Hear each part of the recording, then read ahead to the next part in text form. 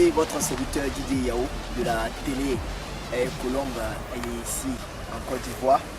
Et nous recevons aujourd'hui pour notre émission témoignage le bishop Koti à le bishop Philippe Koti à Drogba, qui est président fondateur de la Miwan Church, qui est le président fondateur aussi du réseau international des aigles et fondateur de la Passe Belle, qui regroupe 400 pasteurs européens. Il est marié, père de 4 enfants et a à son actif 28 années dans le ministère et parcourt le monde entier sans relâche pour apporter l'évangile de Jésus-Christ à nos frères au cœur assoiffés de la parole. Et aujourd'hui, nous nous rendons compte que beaucoup de personnes ont envie de connaître le bishop Koti, ont envie d'être là où il est. Et évidemment, c'est notre mission qui le dit, c'est notre mission, c'est témoignage. Qu'en est-il véritablement? Qu'est-ce qu'il a traversé? D'où vient-il? Et qu'est-ce que Dieu a fait pour lui afin d'encourager nos frères et sœurs qui sont fatigués, qui n'ont plus envie d'avancer, croyant pas en la puissance de Dieu pour opérer dans leur vie. Et aujourd'hui, sur notre plateau, nous recevons le bishop Philippe Koti à Drogba.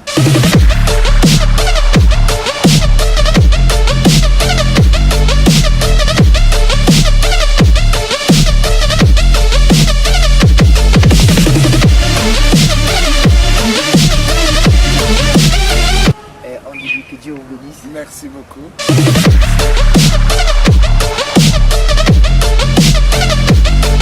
Et qu'après avoir fait survoler un peu tout ce que vous avez accompli, et là je regarde, vous ne cessez de m'étonner chaque jour et vous êtes un exemple pour beaucoup de jeunes d'entre nous. Et là, qu'est-ce que vous pouvez dire à cette génération aujourd'hui qui a envie d'être comme vous? Merci beaucoup, mon frère. Je suis très fier de toi et je salue tous les téléspectateurs qui vont nous suivre. Je crois que Dieu, quand il crée un homme, il met une destinée. Et quand tu viens sur la terre, tout ce que tu vis contribue à la réalisation de cette destinée. Mais on nous dit, on nous parle de la prédestination. Ça veut dire, Dieu a fini la fin au commencement. Ça veut dire, il connaît la fin de ta vie au commencement. C'est pour ça qu'on parle de pré. Pré, c'est avant. Destination, c'est la fin. Maintenant, le grand problème, c'est le parcours. C'est le témoignage. Ça veut dire, entre le moment de la promesse et la réalisation ou la destinée, c'est là que beaucoup de choses se passent. Ce que je peux dire à cette génération, tu n'es pas un hasard. Il y a un lion qui dort en toi. Il y a un géant, il y a un milliardaire, il y a un prophète, il y a un grand homme d'affaires, il y a un basketteur qui dort en toi. Ne regarde pas ce que tu vis. Romain nous dit, toutes ces choses concourent à notre bien. La première des choses, sois un guerrier. Ça veut dire une mentalité de ne jamais abandonner. L'homme le plus riche de la Belgique, c'est un homme, Albert Frère. Il a connu 7 fois la faillite, mais il n'a jamais abandonné. Il a persévéré. Si je veux te parler de moi, c'est la persévérance. J'ai tenu bon. J'ai connu des humiliations. Tu sais, Didier, j'ai pas souffert. Mon père était un grand diplomate de la RDC. Je suis de nationalité belge, mais mon origine est de la RDC. Mon père a travaillé avec le maréchal Mobutu. Il a fait beaucoup de choses dans le monde, dans beaucoup de pays. Et nous avions une belle vie. Mon père, je termine mon secondaire, il m'envoie au Rwanda, à Butare, faire une année d'université. Il me prépare à partir en Europe. J'arrive en Europe, c'était en été, en mois d'août, parce que la rentrée, c'était au mois de septembre. J'arrive un mardi. Le jeudi, un ami, qui son père était aussi diplomate, Michel Botouli, il vient me voir là où j'étais logé. Il commence à me parler de Jésus. J'arrive mardi, jeudi. Il me parle. Moi, je lui dis non. Michel, moi je suis venu à Bruxelles pour que Kofi Olomide me chante.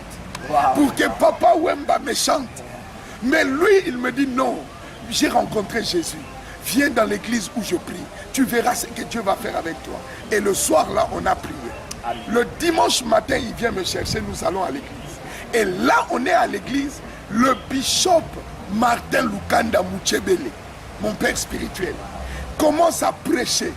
Toi qui es venu de l'Afrique, tu es venu pour t'amuser ici. Tu vas mourir. Non, il parle. Je regarde mon ami. Je lui dis, tu as parlé de moi à ton pasteur. Il dit, non, il y a 400 personnes ici. Comment moi je vais parler de toi? Et quand il fait l'appel, je me lève. J'avance. Je reçois le Seigneur comme mon Seigneur et mon Sauveur personnel. À partir de là, j'ai foncé. 28 ans et demi maintenant. Je ne regrette pas. Mais c'était compliqué. C'est là que j'ai commencé à souffrir. Moi qui n'avais jamais connu la souffrance, j'ai commencé à dormir dans des salons de gens. Moi qui roulais derrière, on venait me chercher à l'école en voiture, je devais marcher à pied, en Europe, en Belgique. Mais j'ai compris, toutes ces choses, Dieu était en train de me briser pour façonner un nouveau côté qui allait bouger le monde entier. Voilà un peu, en résumé, ce que Dieu a fait dans ma vie. Amen. Et là, je dis que c'est vraiment époustouflant parce que on n'avait pas reçu ce témoignage, j'ai vu un peu la souffrance en Europe de nos frères et de nos sœurs. Et là, j'aimerais encore poser la question de savoir comment est née la Passe Belle. La Passe Belle, la pastorale de la Belgique. D'abord, qu'est-ce que la Passe Belle? La Passe Belle, c'est la pastorale de la Belgique. Fils, j'étais dans l'avion à Dallas. On décolle. J'étais en partance pour Chicago et prendre mon avion pour aller à Los Angeles. Là, dans l'avion, j'étais en train de regarder dans le hublot. Dieu me parle. Il dit, fils, tu viens de commencer l'église. Mais j'aimerais que tu réunisses tous les jeunes pasteurs de la Belgique. Je dis, moi je viens de commencer mon église. Comment je vais réunir les... Il dit, vas-y, parce que dans chaque pays, pour qu'il y ait un changement, il faut que les ministres se rencontrent. Amen. Spirituellement aussi, ce que je vais faire en Belgique, il faut que les hommes de Dieu se rencontrent. Je retourne en Belgique, je convoque la première réunion. Nous étions environ de 14 pasteurs.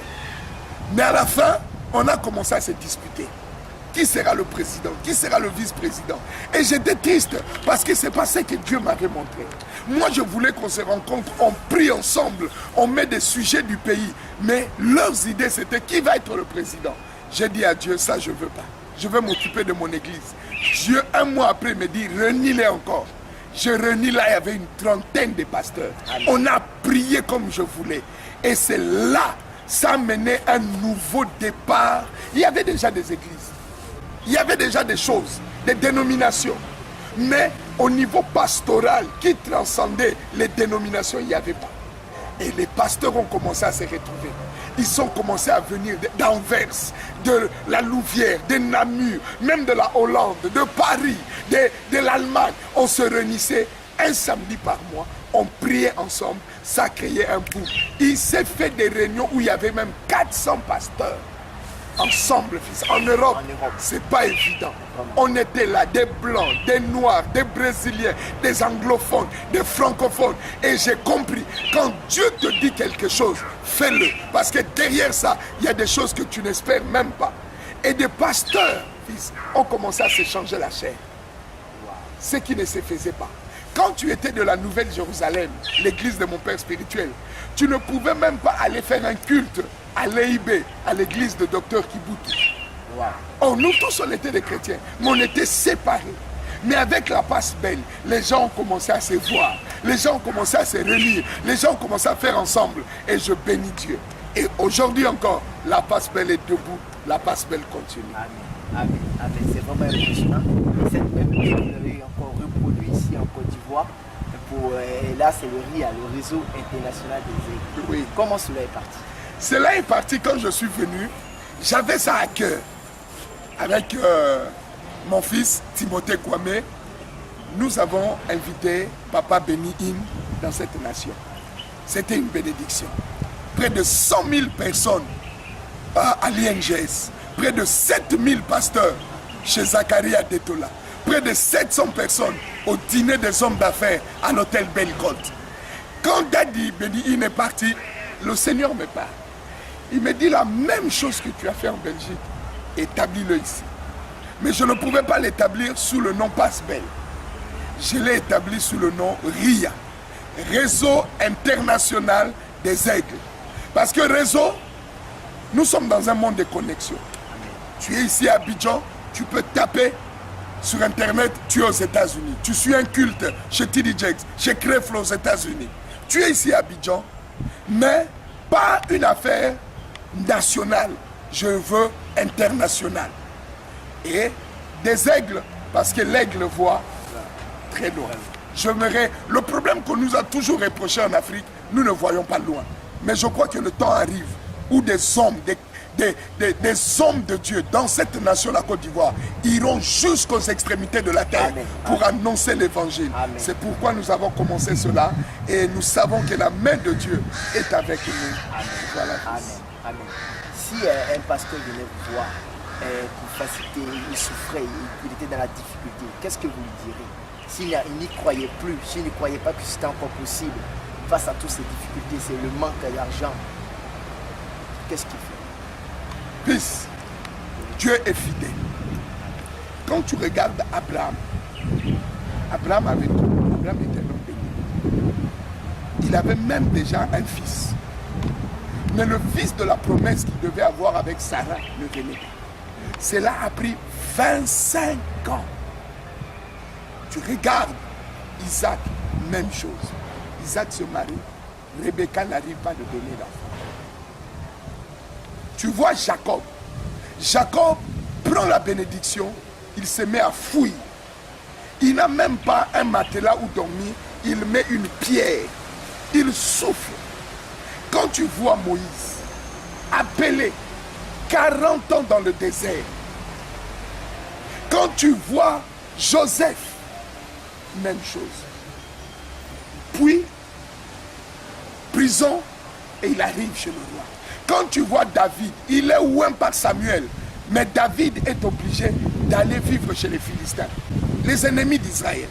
Ce que je pourrais dire à ces jeunes serviteurs qui traversent des moments difficiles, tous les héros de Dieu ont été formés dans la difficulté. Fils, c'est le message que j'ai aujourd'hui. Le Nigeria, le Brésil, le Japon, en Europe ou en Afrique, on veut écouter cela parce que j'ai traversé des difficultés. Amen. On a tous le même. Moi, je suis un peu fort là. Oui. Tu es tout mince. Reste comme ça. Okay. Mais nous avons le même nombre de muscles, toi et moi. Ce qui fait la différence, c'est le travail.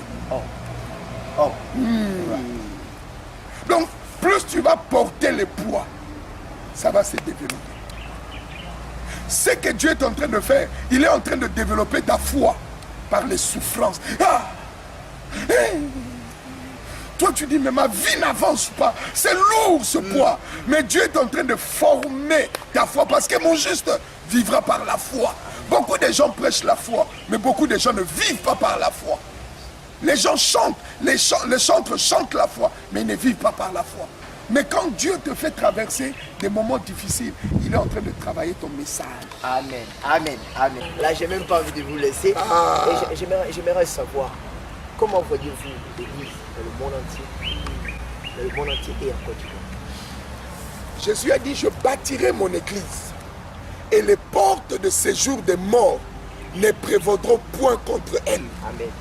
Je crois que l'Église est en train de marcher. L'Église de Dieu est en train d'arriver à une maturité. Particulièrement en Côte d'Ivoire. L'Église, vous savez, je vais vous dire, je le dis toujours, dans nos églises congolaises, on ne chantait pas la louange ivoirienne. Parce que nous-mêmes au Congo, on sait chanter. On sait danser. C'est clair. Mais maintenant, quand tu arrives dans les églises de la RDC, on chante la louange ivoirienne. Cela veut dire quoi? Cela veut dire des pasteurs ont prêché à leurs enfants. Et leurs enfants ont pris la prédication et ils ont fait des chansons. Et les chansons là vont maintenant dans le monde entier. Ça veut dire l'église de la Côte d'Ivoire est en train de grandir, arrive à une maturité. Donc ma prière est qu'on puisse continuer à cela. Dans les années 60, il n'y avait pas autant d'églises évangéliques comme maintenant. Dans les années 70, en Côte d'Ivoire, je vais parler, il n'y avait pas d'église comme maintenant. Ça veut dire l'enfant a grandi, l'enfant a eu 50 ans, l'enfant a eu 60 ans. Je crois que maintenant, il y a une maturité qui entre dans l'église. Il y a des erreurs, il y a des choses qu'on fait qui sont des bêtises. Mais je crois que l'église en général arrive à une maturité. La seule chose que je veux parler, parce que avec l'expérience que j'ai en Côte d'Ivoire, c'est que les fils n'honorent pas les pères et les pères ne présentent pas les fils. Ça c'est le grand combat. J'en venais à là. Amen. Quel conseil les pères est-ce que vous donnerez au père par rapport à le fils, et quel conseil vous donnerez au fils par rapport à le père? Le père que je suis moi-même et aux autres, un fils marche avec des modèles. Un fils doit avoir des repères. C'est qu'il est en train de vivre, quelqu'un l'a vécu. Mais il faut un père qui puisse prendre son fils par la main. Jésus n'avait pas besoin qu'on le présente. Il était puissant. Il était homme, il était Dieu. Mais le jour de son baptême, la Bible dit, une voix s'est fait entendre. Et Dieu parla en disant, celui-ci est mon fils bien-aimé en qui j'ai mis toute mon affection. Yes. Je demande à tous les pères de ne pas hésiter de présenter leurs enfants. Ceux qui ont des dons, ceux qui ont la grâce, amenons-les dans nos voyages missionnaires. Avant que toi tu prêches, donne-lui 15 minutes qu'il parle. Si tu as des moyens, aide-le, pousse-le. N'hésite pas, parce que quand tu seras vieux, c'est ce jeune-là que tu as aidé qui viendra dire, papa, Dieu m'a béni, voici la voiture de tes rêves, voici la maison de tes rêves. Mais si nous ne le faisons pas, nous sommes en train de tuer toute une génération. Amen. Je me retire au fils, honorer les pères. Je ne peux pas accepter qu'un jeune homme passe à la télé, puisse parler en mal de Dion, puisse parler en mal de Nelbien. Quelle que soit ton onction, je n'accepte pas. Ça veut dire que tu dois honorer le père. Et deuxièmement, un fils ne découvre pas la nudité de son père. Son père peut être soulard, son père peut être débauché, il reste ton père. Amen. On ne choisit pas un père. Donc un fils doit honorer son père. La Bible dit, quand le vin était enlevé des yeux de Noé, Noé se réveilla. Le vieux que tu méprises là, un jour il va se réveiller. Amen. Amen. Là, ça sera grave. Donc, je me reparler. L'Ancien Testament se termine en disant, Dieu ramènera le cœur de père aux enfants et le cœur des enfants au père.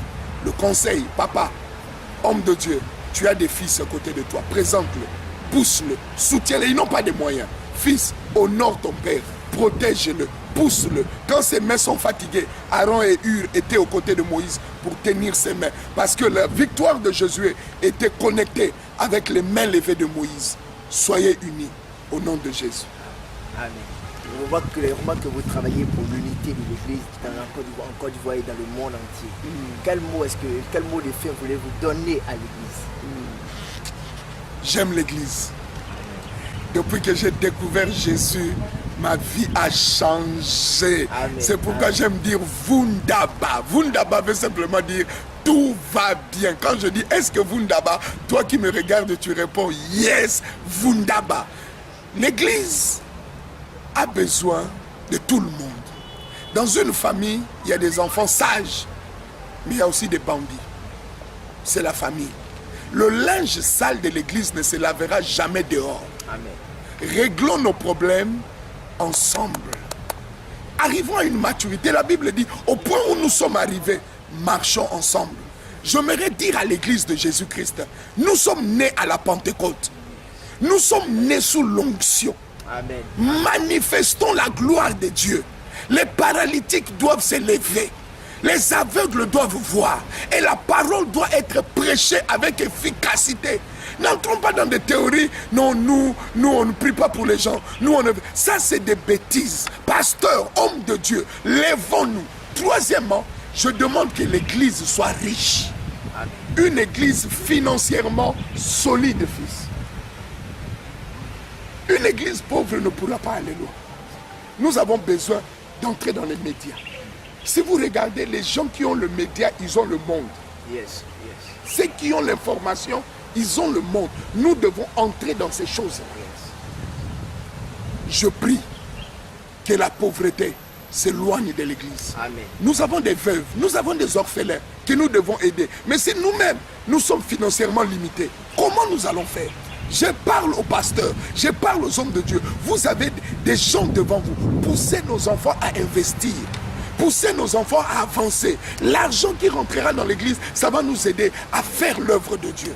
Moi, je crois à l'église de Jésus et je sais que nous allons arriver. Que tu sois en Haïti, au Brésil, en Belgique ou en Afrique, en Angola, là où tu me regardes, j'aimerais te dire, Jésus est mort, mais le troisième jour, il est sorti libre du tombeau. Toi aussi, même si tu es décédé, tu vas ressusciter dans tous les domaines de ta vie et tu vas avancer au nom puissant de Jésus. Si on disait que de rendre un témoignage que Dieu, et le témoignage que Dieu vous a accordé, cette rencontre personnelle avec le Seigneur, que dirais-vous? J'étais dans ma chambre, j'avais soif de Dieu. J'étais déjà dans l'église, mais je sentais que ce que je vivais n'était pas assez. Je voulais, j'ai pris un temps de jeûne. Je lisais le livre Bonjour Saint-Esprit de Benny Hinn. Et sur ma radio, il y avait un chantre, il y a un chantre congolais qu'on appelle Denis Ngonde qui chantait. Et j'étais sur mon lit. Ma femme était allée au travail, mes enfants étaient allés à l'école. J'étais seul le matin, vers 9h du matin. Je vois une lumière pénétrer dans ma chambre, me prendre du lit, me propulser en bas. J'ai commencé à crier, à pleurer. Pour moi, j'avais fait 30 minutes. Or, je venais de faire 6 heures de prière. Wow. Je transpirais, fils. À partir de ce jour-là, ma vie a changé. J'ai pu rencontrer Maurice Seroulo. J'ai pu rencontrer Benny Hinn, Anacondia, les grands hommes de Dieu du monde entier. Je les ai rencontrés. À partir de ce témoignage-là, de cette rencontre avec Dieu. Et c'est ça qui me donne le zèle de continuer à parcourir. Dieu est vivant. Ce n'est pas une idéologie. Ce n'est pas des histoires. C'est une réalité. Et toi aussi, tu peux vivre cela. Et ta vie, ton ministère va changer simplement. Amen. En tout cas, nous sommes vraiment impactés par tout ce témoignage. Et il y en a encore à venir. Et restez connectés. Merci. Et je voudrais dire encore merci à Bishop Kouti de nous avoir donné son temps, vu qu'il était vraiment chargé. Mais nous restons connectés sur Télé Colombe. Merci.